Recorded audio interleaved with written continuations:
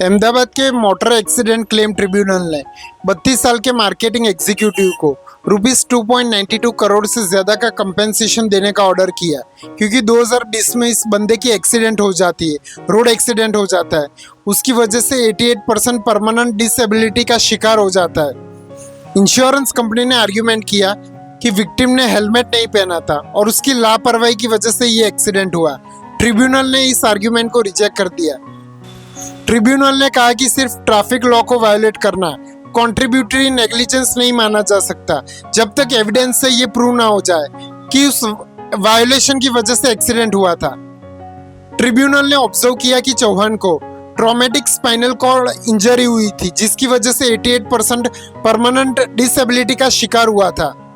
चौहान अब पूरी जिंदगी पर वो चल भी नहीं सकता और वो खड़ा भी नहीं हो सकता, क्योंकि उसका जो लोअर बॉडी पार्ट है वो पूरी तरह से डिसफंक्शनल हो चुका है।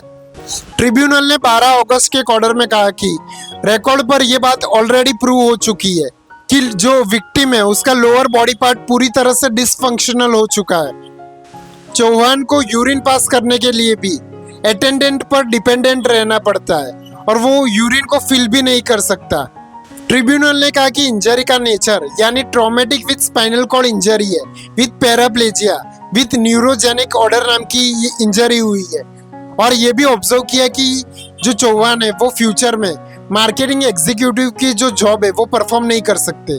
मार्केटिंग एग्जीक्यूटिव की जो जॉब होती है उसमें मूवमेंट की जरूरत होती है, मतलब इंसान को इधर उधर भागना पड़ता है, दौड़ना पड़ता है। लेकिन जो डेस्कटॉप वाली जो जॉब होती है उसमें फुल टाइम अटेंडेंस सर्विसेज की जरूरत होती है। ट्रिब्यूनल ने जो कार का जो ड्राइवर था रमेश को लापरवाही से गाड़ी चलाने की वजह से उसे रिस्पॉन्सिबल माना। चौहान के हिसाब से 30 दिसंबर 2020 को एक कार ड्राइवर ने लापरवाही से स्पीड में गाड़ी चलाई और उनके टू व्हीलर को टक्कर मार दी और उनके साथ एक्सीडेंट हुआ और ये इतना बड़ा हादसा हो गया।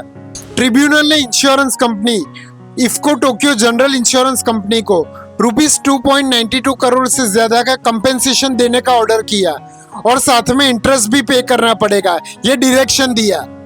कंपेंसेशन में loss of future earnings, medical treatment और अटेंडेंस चार्जेस जैसे डिफरेंट हेड्स को इंक्लूड किया। इंश्योरेंस कंपनी ने इस एक्सीडेंट को फेक एक्सीडेंट का केस भी बताया, लेकिन ट्रिब्यूनल ने इस आर्ग्यूमेंट को रिजेक्ट कर दिया। ट्रिब्यूनल ने यह कहा कि जब आपको डाउट था कि ये फेक एक्सीडेंट का केस है तो फिर आप डीसीपी की ऑफिस में कंप्लेंट भी कर सकते थे।